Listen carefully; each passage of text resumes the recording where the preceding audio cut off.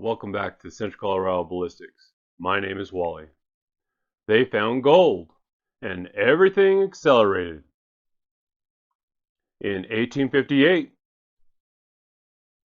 gold was discovered near South Platte River. News traveled fast, and men traveled faster. They came from Missouri, from Kansas, from the east, and from countries across the ocean. Within a year, tens of thousands were here. No state government, no stable court system, no long-standing civil institutions, just ambition and armed men. You don't get chaos because people love violence. You get chaos when population outruns authority. And in Colorado, it outran it fast.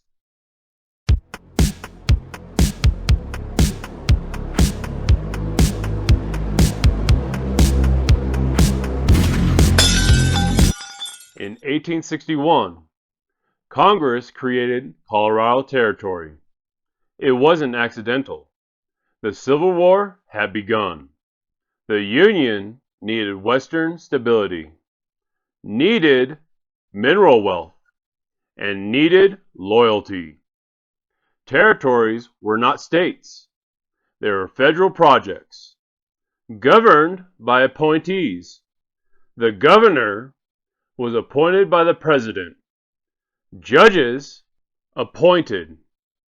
Federal oversight was constant. This was not grassroots governance. It was structured expansion. And that matters because territorial governments had wider latitude. They regulated aggressively, especially when stability was at risk. Denver City, Auraria, Central City. These weren't quiet settlements. They were pressure cookers. Mining camps developed their own codes. Claim disputes, water rights, property lines, and weapons. The West did not have one-gun culture. It had dozens. Some towns tolerated open carry. Others restricted concealed weapons. Courts, jails, sometimes even saloons. This wasn't theory. It was adaptation. Boomtowns needed order. Modern scholarships in the 19th century Colorado make something clear. Arms were not viewed as novelty. They were viewed as necessary. Remote settlements were far from stable courts, far from reliable enforcement, and often far from immediate help.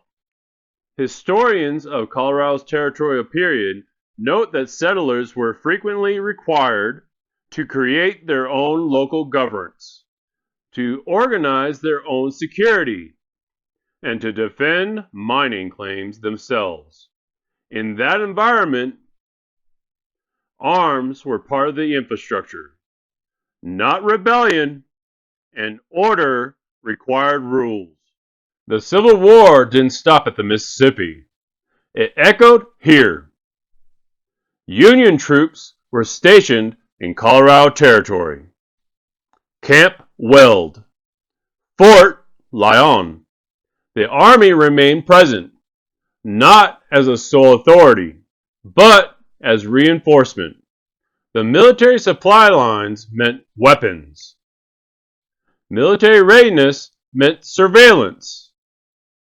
Conflict with native tribes escalated, and disarmament policies followed. The Army never fully disappeared. It adjusted its posture, and territorial officials leaned on that presence. By the late 1860s and into the 1870s, legal historians studying Colorado's territorial statutes have documented that concealed carry restrictions appeared early as the 1860s. Territorial lawmakers addressed the carrying of concealed pistols. Not possession, but concealed carry.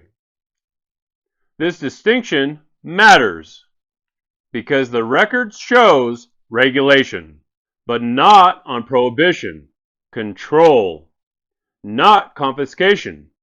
The territorial legislature experimented with managing behavior in public spaces, while still recognizing private arms ownership as common.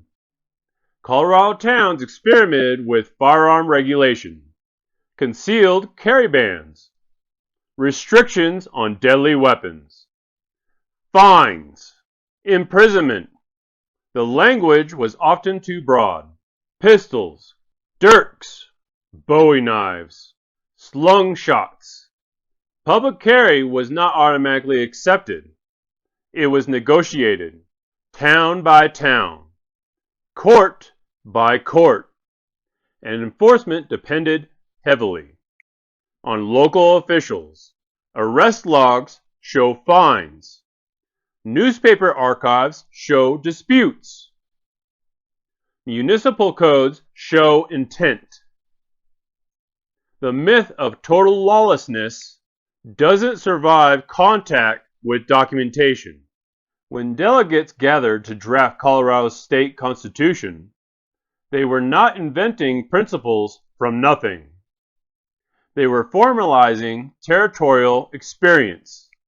Scholars analyzing the 1876 Constitution note that Colorado adopted one of the clearer protections of the right to bear arms among Western states. The language protected the right of no person to be denied, and explicitly referenced defense of home, person, and property. That phrasing reflects lived experience, mining camps, isolation, and a population that had long relied on self-defense.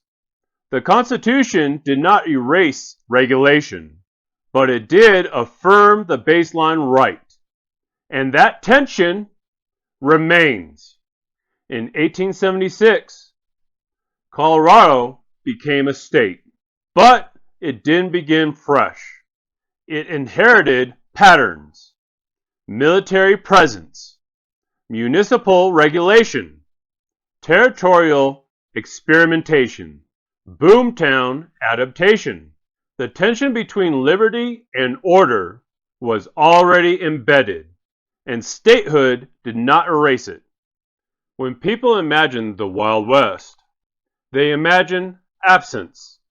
But Colorado Territory shows something different. Presence, law, regulation, and constant adjustment. The debate between liberty and control did not begin in the 20th century. It was there, in the mining camps, in the territorial courts, and in the hands of armed citizens. Learning what freedom required. In the next episode, we examine how statehood reshapes the legal battlefield. Freedom secured, rights defended.